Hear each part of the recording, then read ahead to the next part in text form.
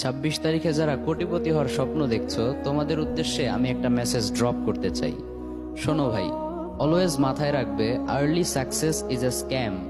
সফলতার কোনো শর্টকাট হয় না। অনেক কাঠখড় পুড়িয়ে স্টেপ বাই স্টেপ গ্রাজুয়ালি সফলতার দিকে এগোতে হয়।